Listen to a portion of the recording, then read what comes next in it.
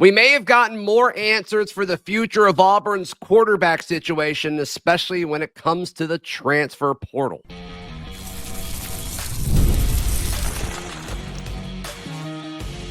You are Locked On Auburn, your daily podcast on the Auburn Tigers. Part of the Locked On Podcast Network, your team every day.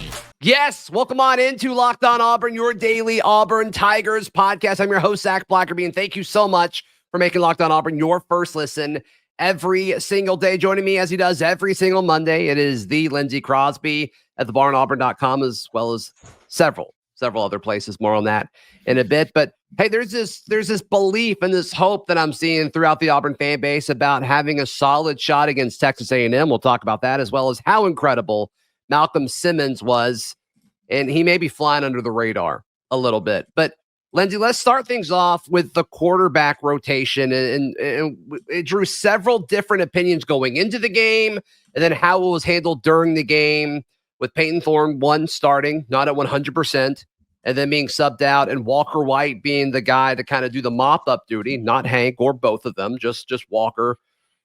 What does that mean? And to me, I think it increases the likelihood, and it was already a more probable situation, more probable than not, but I think it all but guarantees that Auburn is going to pursue a quarterback in the transfer portal next month when it opens. And I think it's what most Auburn fans wanted. I think it's what most Auburn fans expect. But I do think the way they handled the quarterback situation this week, and specifically, with Peyton playing and Walker getting snaps at the end of the game, I think it just kind of confirms that Auburn will be pursuing a quarterback in the portal. I mean, other than Peyton Thorne, right? You've played 4 quarterbacks this year. Holden Gariner has a couple snaps, a couple pass attempts. Snaps, sure. Yeah. And so the saying is, when you have 2 quarterbacks, you have none, right? I think that a different Auburn would be content to let these guys battle it out a little bit. But we learned from the Peyton Thorne scenario in year 1, that quarterback missing spring is a big deal.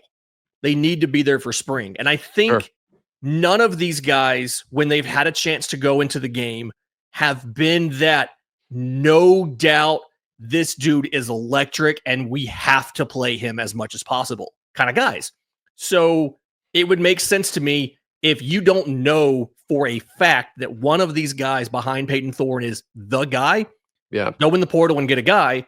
And then obviously you have to hit that evaluation better than you did the last time when you got Peyton Thorne. Yeah. If you thought there was a key successor for the future, the immediate future of this program, I think they would have gotten more reps than they did.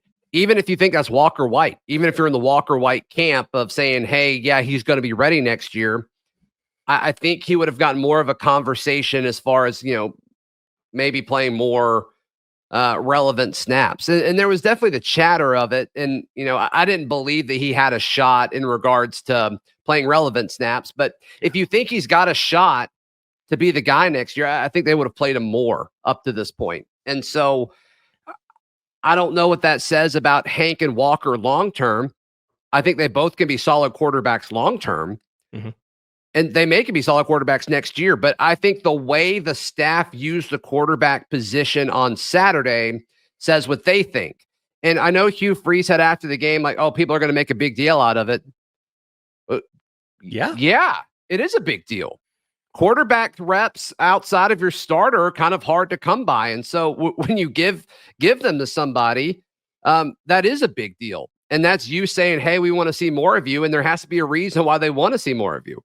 I know Coach Freeze said that, people are going to make a big deal out of it. And my response to that is because it is a big deal. We should make a big deal out of it. Yeah. And I think my opinion on this is different because of where Auburn is in year 2 of Hugh Freeze, right?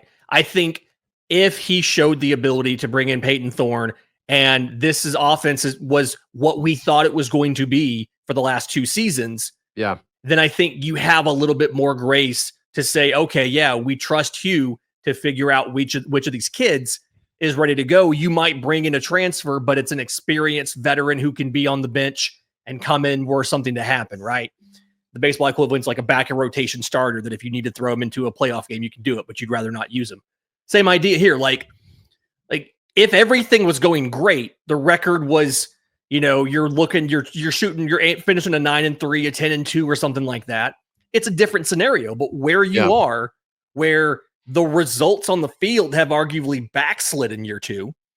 Right.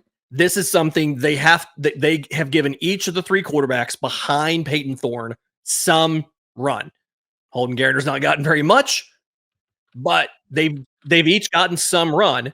And now Auburn says, okay, we've tried everybody.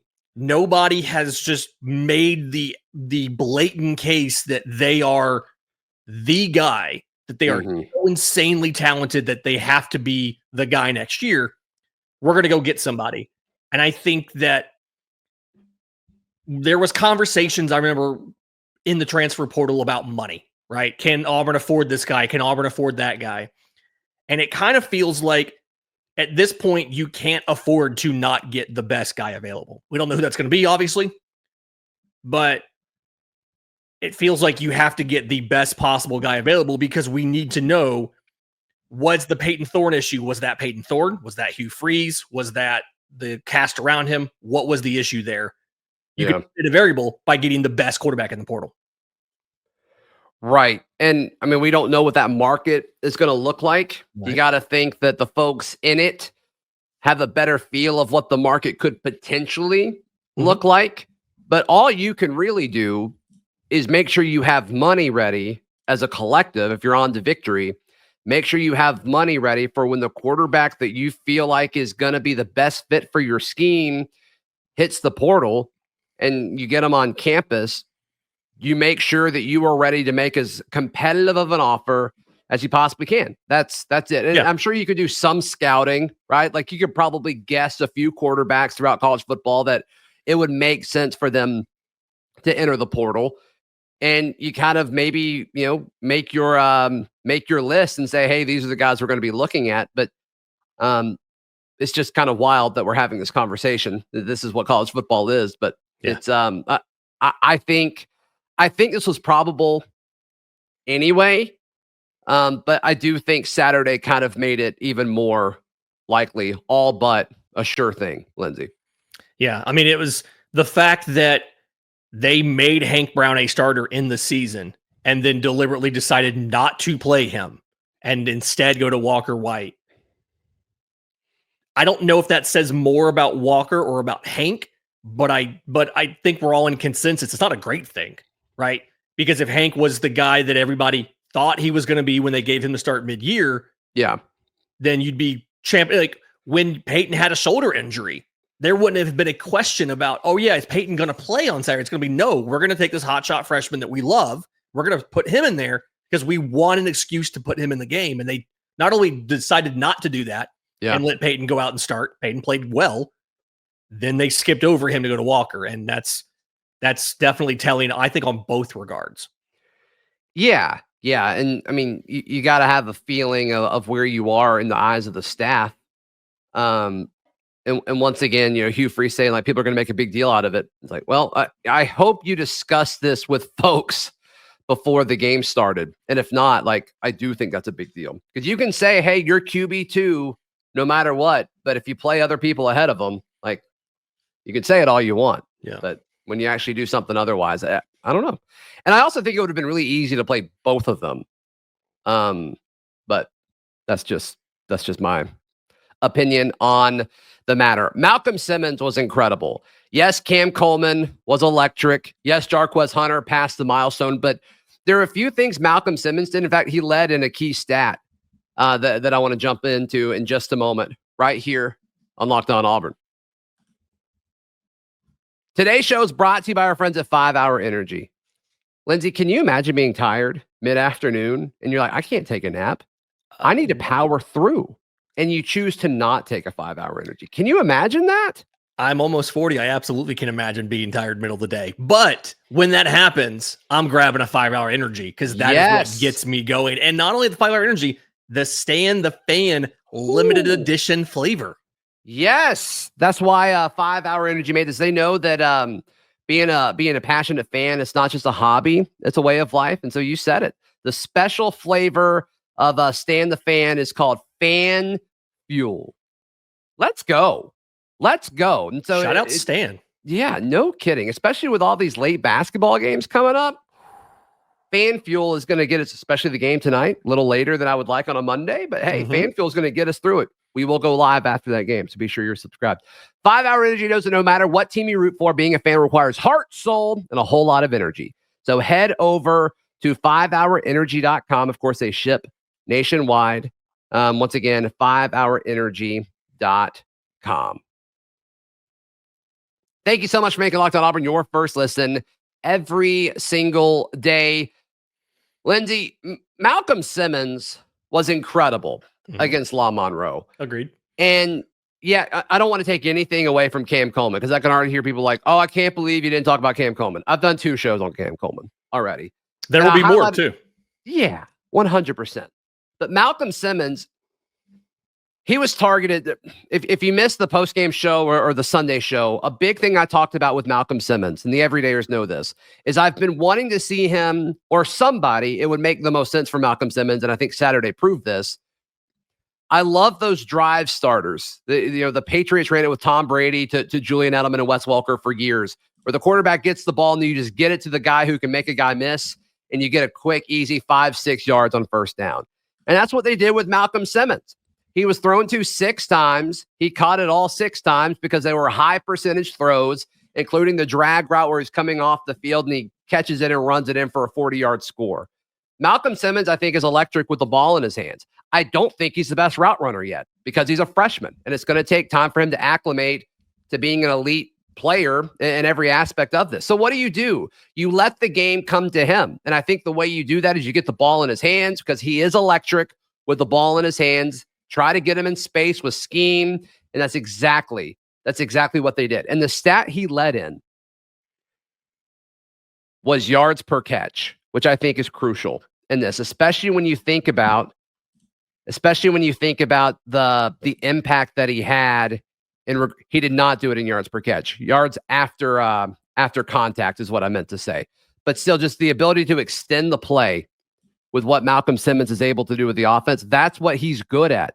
And giving him those quick passes behind the line of scrimmage is exactly how you let him say, okay, hey, we'll worry about developing you as a receiver and a route runner and kind of doing stuff downfield over the course of the offseason. And that's going to be something you're going to be incredible at as a true sophomore. But what we saw from him on Saturday was exactly what I wanted to see. And I hope we see more of it against Texas A&M and Alabama. Yeah, I mean, he was targeted behind the line of scrimmage quite a few times. His average depth of target it's like 2 yards, wasn't very deep, but he did go up the field. And I mean, passes, I believe it was passes between the numbers. He was 3 for 3 for 50 yards. I mean, yes, passes behind the line are nice, are good, right? But he also can do work up the field. And I feel like little guys, I say little guys, relatively little guys like him, sure. That's not always a given that they're going to be very effective over the middle and between the numbers. But he's not a great route runner, but he's good enough to get open. And he has that quickness and that agility that you really can't teach guys. And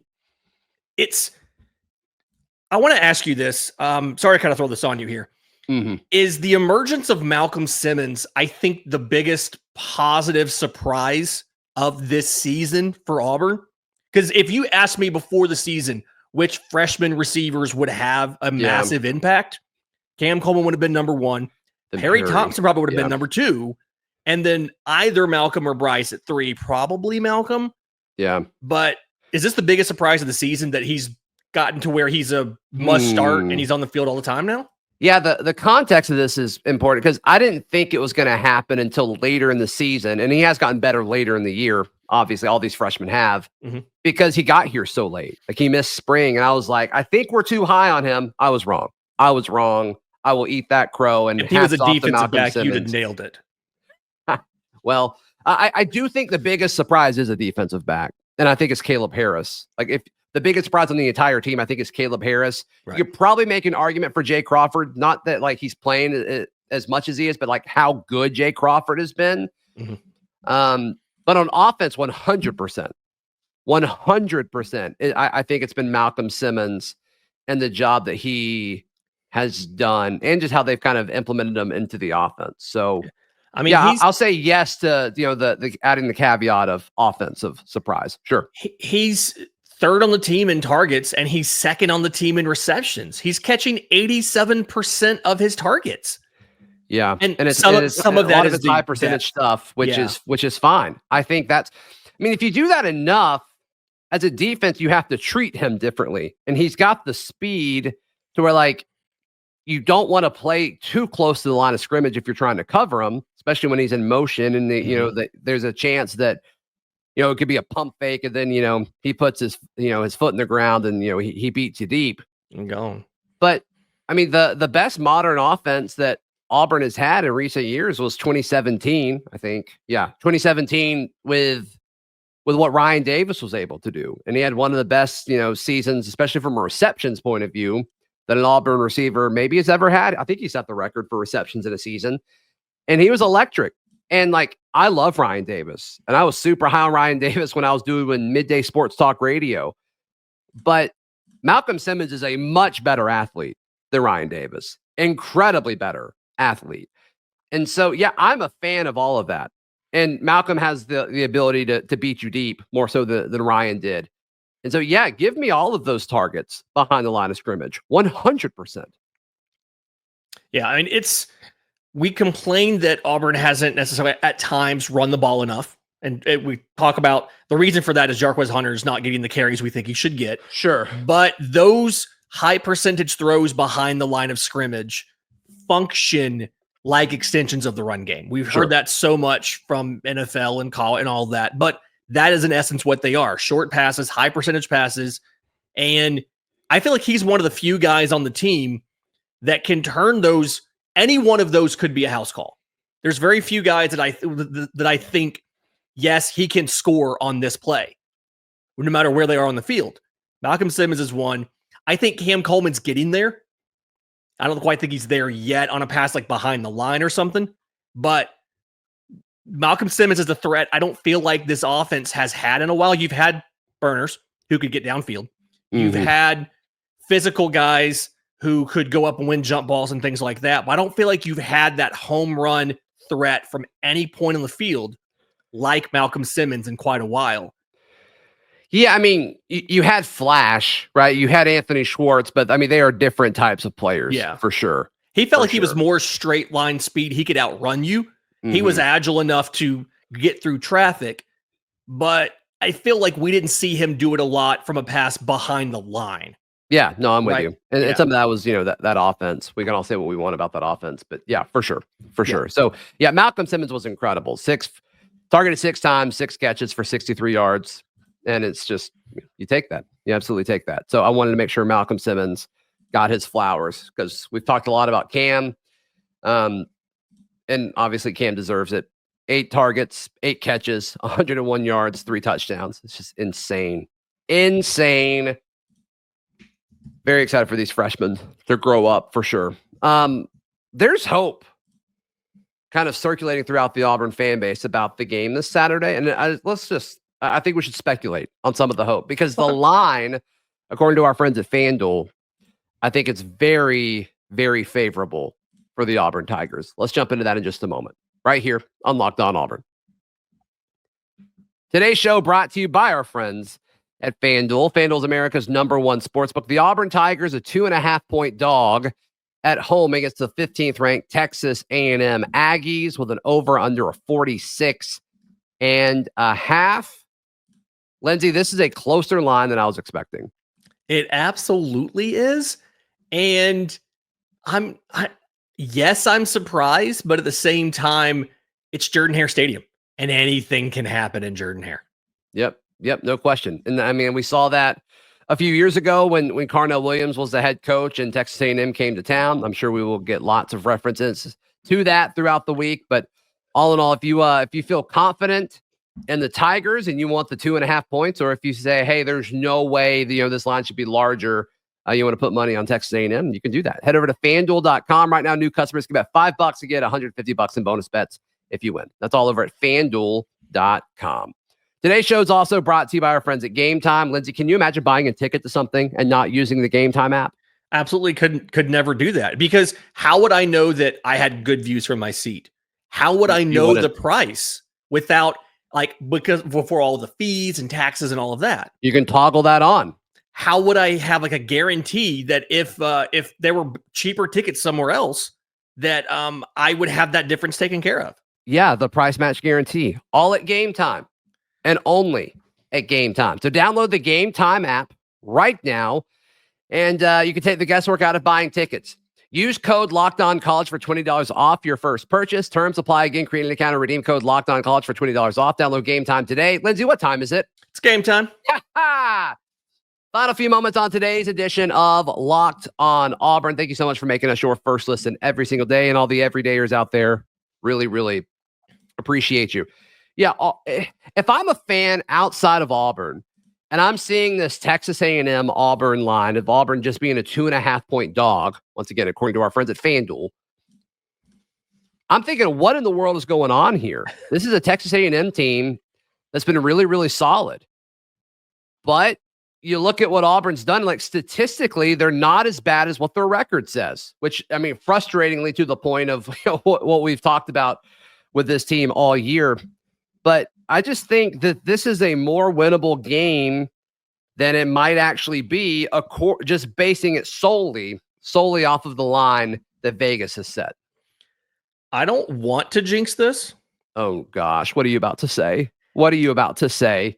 This feels like if you can shut down the Texas A&M running game, they are going to struggle to score more than 14 or 17 points. Okay. Yeah. I'm not Noah Thomas is the leading receiver, 26 catches for 390 and 4 touchdowns. Yeah. He's caught 53% of his targets. It's a very inefficient passing game, right? Neither quarterback has really been that great this year. Neither Connor Wegman or Marcel Reed.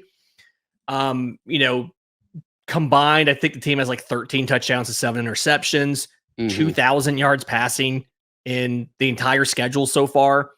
The running game, however, is you've got these two backs that are really good. They're both averaging over 5.5 yards a carry. And they're cooking. Le'Veon Moss and Amari Daniels.